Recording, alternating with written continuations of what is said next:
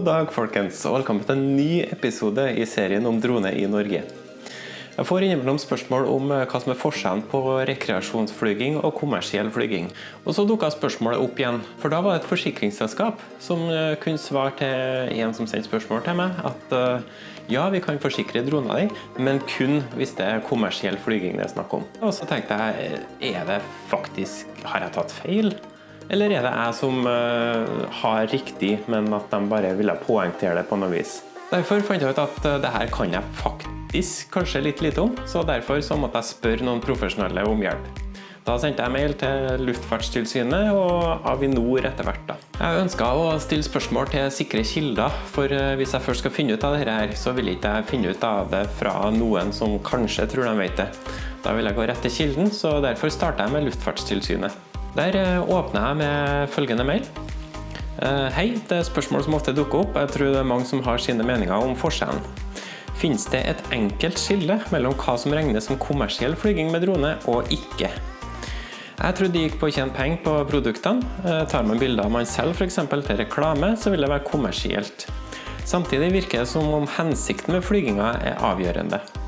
Altså, dersom man flyr i den hensikt å bruke kamera på droner for bilder og video, vil det regnes som kommersiell.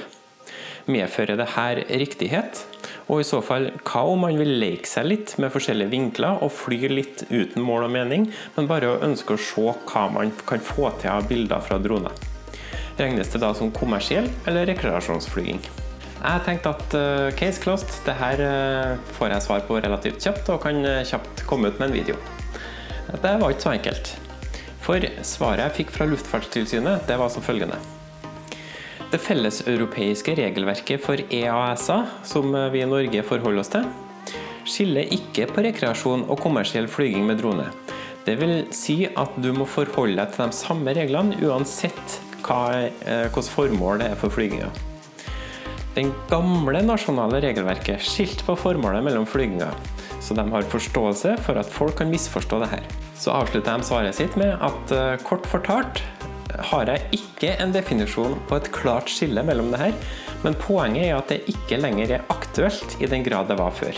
Så sitter jeg tilbake igjen, og så tenker jeg, det her hjelper jo ikke meg i det hele tatt. Og da tenkte jeg tilbake til Ninox Drone, som er den appen som fleste holder på med når de finner ut at de ikke er helt sikre på det her. Samme med meg selv.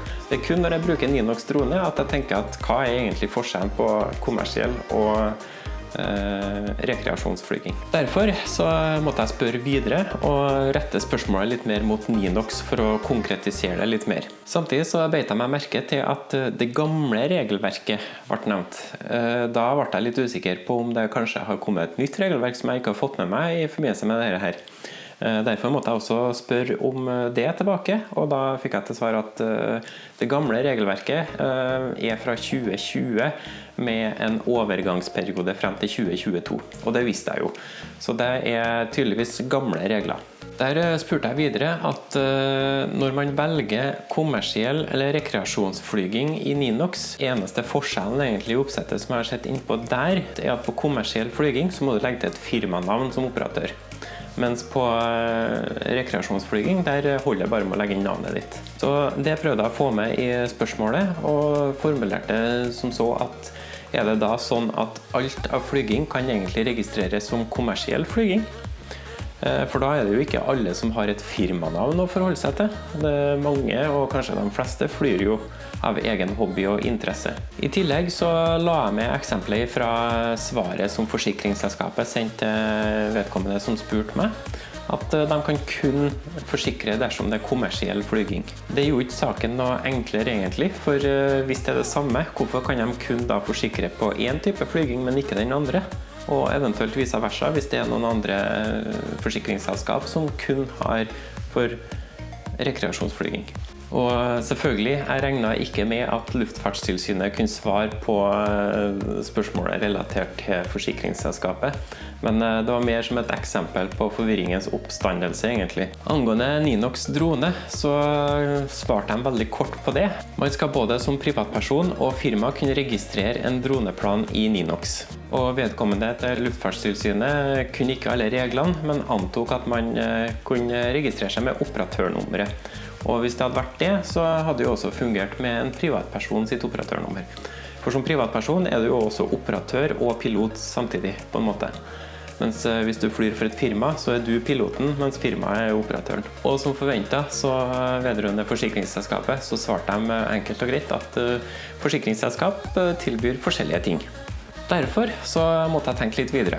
Jeg fant da ut at jeg skulle spørre den som står bak Ninox drone, og sjekke med dem rett og slett hva de mener er forskjellen på det. Så da måtte jeg sjekke med Avinor også da, og så startet jeg med det svaret jeg fikk fra Luftfartstilsynet, om at det ikke er noe lenger noe skilnad mellom kommersiell og rekreasjonsflyging. Jeg spurte derfor når skal man bruke commercial og når skal man bruke recreational på Ninox drone. 2 dager senere tikket svaret inn. Og det var egentlig det jeg tenkte i utgangspunktet faktisk. Der skriver de så at hovedforskjellen mellom rekreasjons- og kommersielle flyginger ligger i intensjonen bak flyginga. Rekreasjonsflyginga gjøres for personlig glede og hobbyer, mens kommersielle flyginger utføres for enhver form for økonomisk vinning eller profesjonelle formål. Da er jeg litt tilbake igjen da, til at skal du tjene penger, så er det kommersiell. Skal du fly for hobby og privatbruk, så er det rekreasjonsflyging. I tillegg så la de også ved noen eksempler til Avinor. Der skrev de at hvis du skal filme fantastiske bilder eller videoer til YouTube-kanalen din, så er det rekreasjonsflyging. Hvis du for eksempel hyrer inn til å filme et bryllup eller å kartlegge en byggeplass for eksempel, så er det kommersiell.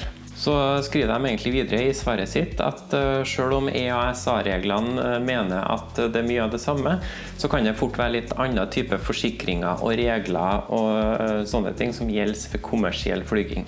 Jeg følte jo fortsatt da at jeg ikke fikk et konkret svar på det jeg egentlig lurte på, men hvis jeg tenker litt selv, så trekker jeg da konklusjonen til at jeg egentlig hadde rett i utgangspunktet. Skal du tjene penger eller fly for et firma, så er det kommersielt, og alt annet til privatbruk og sånne ting, det blir da rekreasjonsflyging. Men så har jo jeg, og sikkert flere av dere andre, vært ute og flydd, og så har dere fått til helt fantastiske videoer. Det har blitt skikkelig profesjonelt og veldig fint landskap for eksempel, eller dere har tatt helt nydelige bilder som gjør seg veldig godt på en vegg. Og så har det kanskje kommet noen spørsmål da, om dere er villige til å selge dette her. Er det da kommersielt, eller er det rekreasjonsflyging? Det er ikke så enkelt det der. Derfor svarte jeg på nytt igjen til Avinor at jeg vil gjerne ha litt flere eksempler. Når skal man bruke kommersielt, og når skal man bruke rekreasjonsflyging? For å prøve å finne et logisk skille her. Svaret som tikket inn etter det var egentlig sluttkonklusjonen på hele opplegget. Da skriver de at generelt bør enhver aktivitet utført som en del av eller under navnet til et selskap betraktes som kommersiell flyging, uansett om det er en økonomisk gevinst eller ikke. Det kan for eksempel være at disse flyvningene er for en NGO, for eksempel uten økonomisk gevinst, men aktiviteten utføres for en organisasjon. Absolutt kan avgrensingen mellom kommersielle og personlige flyginger bli svært tynn i noen tilfeller, og derfor vil vi, for å være på den sikre siden, anbefale å konsultere en juridisk representant for akkurat disse spesielle tilfellene. Det er vårt mål å gi utmerket applikasjonsstøtte for vår UTM-løsning, men juridisk rådgivning er ikke vårt hovedfelt. Slike spørsmål bør derfor rettes og håndteres av en juridisk ekspert. Så det spørsmålet da, om vi skal fly kommersielt eller rekreasjonsflyging, det er plutselig, nei, da må du ha juridisk bistand for å velge det. Så jeg skjønner jo plutselig at spørsmålet dukker opp til ganske mange faktisk. Så endelig konklusjon får da nesten bli at flyr du for et firma, så legger du inn et firmanavn. Da kan du fly kommersielt, for der må du legge inn firmanavn. Mens flyr du privat, da er det rekreasjonsflyging, for da flyr du ikke for noe firma eller noen ting. Så jeg tror nesten at det blir konklusjonen på hele videoen her. Normalt bruker jeg å si at spør hvis du lurer på noe mer, men jeg vet ikke hvor mer spesifikke svar jeg kan gi i dette tilfellet. Er det noe annet du lurer på, eller kommentarer til noen ting i forbindelse med videoen her, eller er du enig i konklusjonen jeg har, eller har du kommet med en annen konklusjon på egen hånd? Og så ønsker jeg gjerne at du følger og abonnerer på YouTube-kanalen. Sjekk ut hjemmesiden min.